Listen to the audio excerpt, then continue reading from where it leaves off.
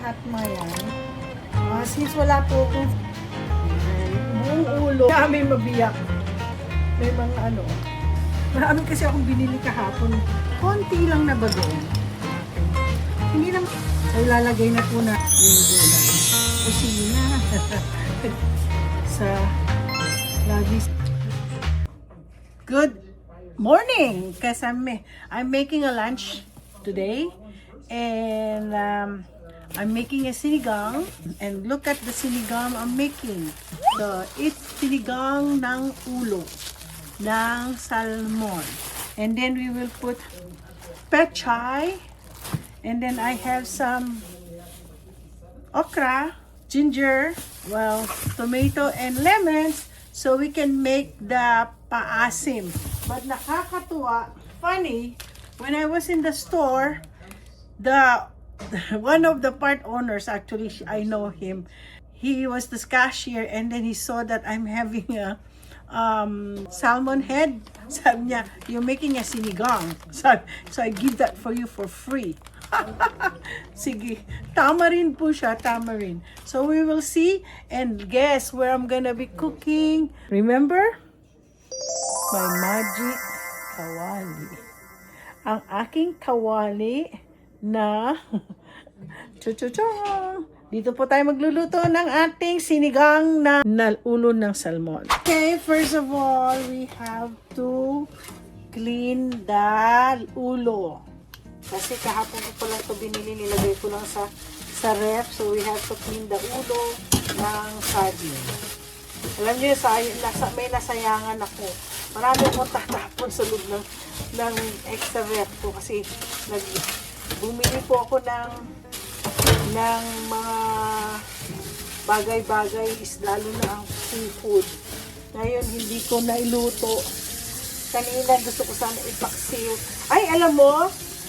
Alam ko na. Pwedeng ipaksiw din ito, di ba? Ulo ng saging. Ulo ng salmon. Pwede rin siya, no? Oh. Pero alam niyo po, kailangan namin i-chop-chop ito. Para o isang buo ko na kaya lang yata siya. Pinag-iisipan ko kung buong kong i-chop-chop na lang natin. Okay, masarap din itong masarap din siyang dalawang klase iluluto ko dito. Yun yung first time din po. First time ko mag-chop ng ulo. Hindi pa ako marunong mag-chop ng ulo. So, i-chop-chop ko na lang natin. Sana wag ay ayaw. Parang matigas.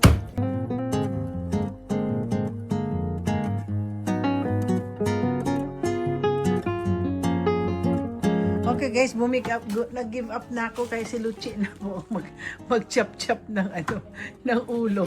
Hindi. Tingnan natin ang pagkaaklanon niya kung magaling siya.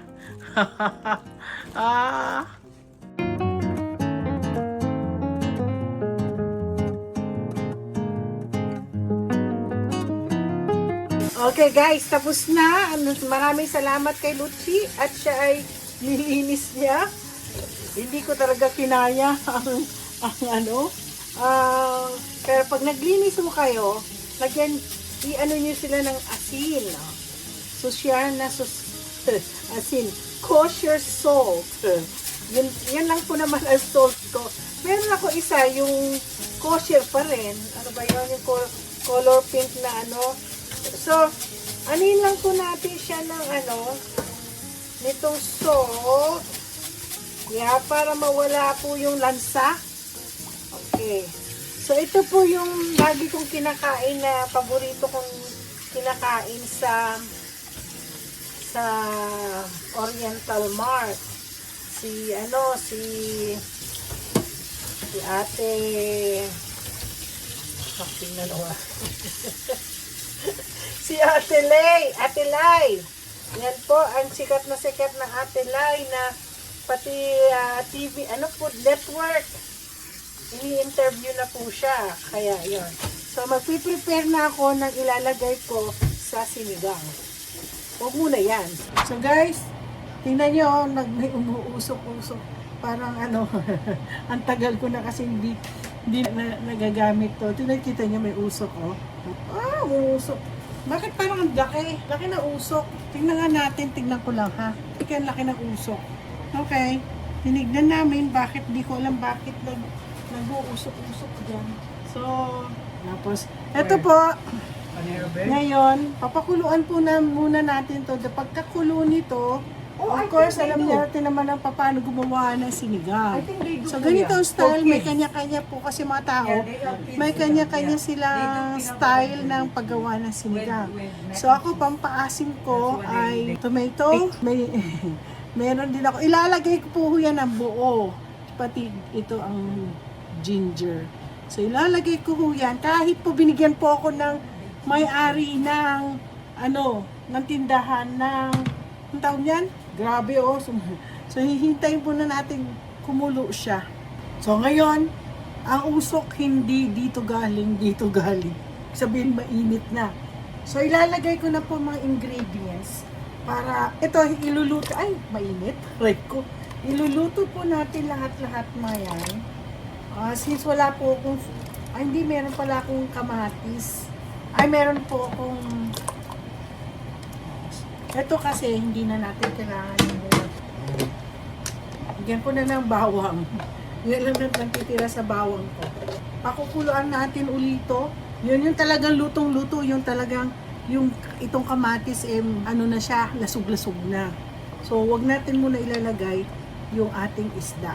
Kailangan natin para yung lasa ng kamatis, sibuyas at saka na yung talagang magsama-sama sila. So, check natin. Medyo nag-ano na yung yung kamatis. Naglagay po ako dito ng konting salt. Iba ko kasi lasa ng pag niluluto dito. Mali ako. Dapat pala tinatakpan para mabilis kumulo. Okay, tingnan natin. Medyo mainit-init na ng konti. Kumukulo na. Tama pala, dapat pala sara natin para siya ay Pero tignan muna natin ha. Kung maasim-asim na. Lagay natin isda. Lagay na po natin ang mga aray ko. Sakit ng ulo. Sakit nun ha. Ay, aray ko, sakit. Yan, yung buong ulo. Kasi po, hindi namin mabiyak. Yan. Pero at least, may mga yung panga-panga niya. So, ilalagay po natin yan. So, natin. Dami na, oh. Sabaw na sabaw. So, pakukuluan natin yan. Gaya na sabi ko, pag pinakuluan mo yan, dapat para kumulo, kailangan takpan po natin. Ay, ang asin. Sarado natin. Okay, buksan na natin. Ganun pala talaga, huwag mo siyang kailangan lagi nakasara para kumulo. Kumukulo na po ang ating salmon. Daulo ng salmon. Naku, Ate Lai, sana mapanood mo to. Kala mo ikaw lang meron salmon na ulo. The best po na luto ng salmon na ulo sa Oriental Mart. Pumunta po kayo sa Pike Market. Go to Pike Market and taste their salmon ulo. So, madali lang po maluto ang salmon. Ilalagay ko na po ng okra. Alam ko hindi magugustuhan ito ni Mariter. Ayaw ni Mariter ng okra. Ako gusto ko na may okra kasi para na rin ako naglaga ng okra. Lagyan natin ng okra ang ating sinigang.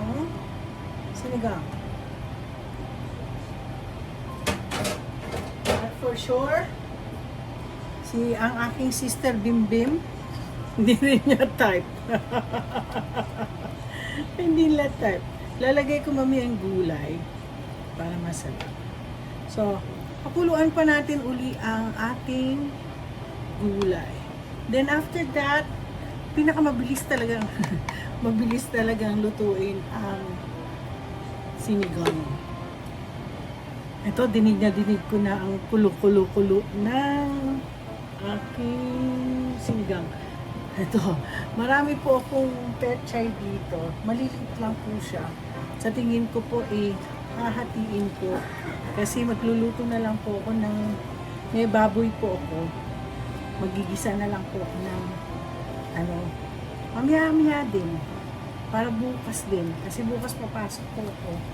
So, hindi ko na po nalalagay. Sumusobra na po kasi ang gulay dito sa aking sinigang. Cha-cha-chan!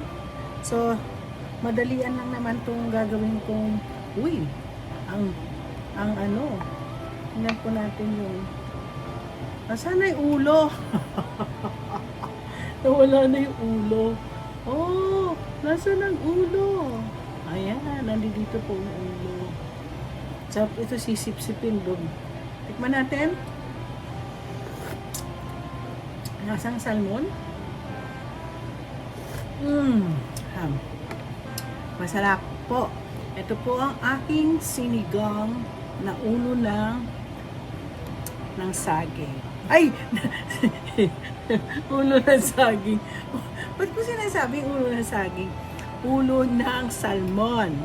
Ngayon yung sobra, magluluto pa ako. Dami ko lulutuin ngayon. Grabe. Food vlogging pa rin. Okay guys, iniisip ko ang gagawin ko sa natitira kong yung natitirang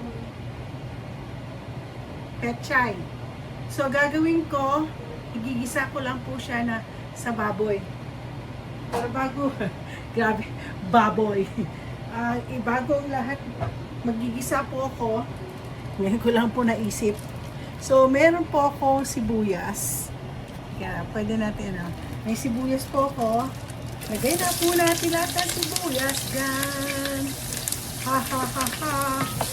So, ngayon, ang next natin, ganito talaga kapag nag-iisip ka kung anong gusto mong gawin, iluluto mo. Lagay natin kamatis. O, diba? Magbibisan lang kung yan. Gulay na kaagad. So, luto po natin muna itong ating kamatis. Wala po akong bawang. Kasi naubusan po ako ng bawang. Gusto ko sana kumuha dun sa tinanim namin. Kasi pwede na po ako mag-harvest ng sibuyas. Meron na po kanina, sabi ko kay Lucy, wag mo na Lucy kasi iba-vlog ko pa yon. So far, gagawin natin garlic powder para medyo masarap ang lasa. May lasang garlic powder. Ayan. So, gigisa-gisa lang po natin ito. Ayan natin po siyang, kasi lalagay natin ang baboy dito. Naku ba yan? Nipit na naman ako. So, ngayong linggo na to, nakadalawang putahe ako, no? Maraming nagtatanong kahit mga kamag-anak ko. Sino daw pinagsisharean ko ng mga pinagluluto ko? Sabi ko, madami. Andyan, isa na dyan, si Lucy. Pakain niya kay Gab. Lalo na ito. Sinigang. Paborito po to ni Gab. Tapos, pag marami-rami pa, sinishare ko po kay kay Brother Rico. Alam niyo ba, sanay na siya. Tuntua naman ako ang Myla. Sabi ni Myla, anong ulam ni brother ngayon? Nakasanay na siya na kung ano man niluluto ko. Kaya, yun. Anyway, palalambutin ko muna to. Yan. Gusto ko yung malambot siya. Marami kasi akong binili kahapon, pati karne. Sayang kasing karne. Tapos bukas uli yung isa pang karne. Iluluto ko. Pero, bala ko bukas gagawa na naman ako ng, hindi naman pot roast this time, parang roast na naman siya. Ganyan kasi gusto ng mga Amerikano eh. Okay guys, kumukulo na siya, naglagay ako ng konting tubig.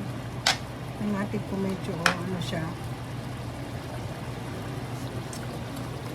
Hindi ako masyadong naglagay kasi maglalagay ako konti lang na bagoong para malasa po yung aking. Hindi naman po ito binagoongan. Gusto ko lang kasi yung lasa ng ano. Pwede rin po kasi ito iluto sa toyo. Kaya lang mas gusto ko yung lasa ng ano, ng bagoong. Ng alamang. Yan. Yan nga natin. Okay. Palalambutin ko pa po itong ano bago ko ilalagay yung gulay. Natin. Ayun, sabi ko sa inyo masarap nga. Yung lasa kasi po ng bagoong malasang malasa na siya. Medyo ano na siya, oh. Nalagyan ko po ng konting tubig. Ayaw kasi siya matuyo-tuyo. So, ilalagay na po natin dito yung ano, yung gulay. Sarap-sarap. Ito yung parang kinamatisan na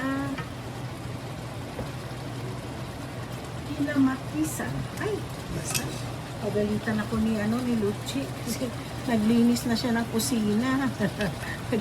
Kinakalat ko na naman magmamap na naman siya. Alam niyo naman po ako, lagi sa ano ni Lucci. Kung wala si Lucci, wala. Actually, ako nung araw, ako kasi naglilinis. Kaya lang, minsan wala akong time maglinis. So sabi ko, mag ano na lang ako, what do you call this? Mag-hire na lang ako ng housekeeper. So, yung time kong maglinis ilaan ko na lang po sa paggagawa ng pera. Para kumita ng pera. Hindi pwede si Gab. Sorry. Kaya po ako nagluluto para kay Gab. Hindi pala siya. Hindi mo sinabing hindi pwede siya sa patis. Okay, ito na po. Wala na ako nga. Bukas pa darating yung ziplock. Ito na po ang aking pechay recipe. Kakainin ko yan mamayang gabi kasi 2:35 pa lang po ngayon. Kaya hindi pa. Ilalagay lang muna natin dyan. Okay guys, today is Monday. Kahapon food vlog ako. Isang sinigang ulo ng salmon at saka yung pechay na merong pork. So nakadalawa po ako kahapon. Kakain po sana ako kaya lang alas 3 na. Alas 3 ako kaya busog pa ako. Sa hanggang na hindi ko na nakain, nagluto pa ako ng pasta para kay Lance. So yun, kinain ko yung pasta. So anyway, I hope you like the vlog ko, food vlog kong sinigang na ulo ng salmon. At kasi sumobra kasi yung pechay ko So ginawa ko yung pechay with pork. Okay, so salamat po. Don't forget to like and subscribe.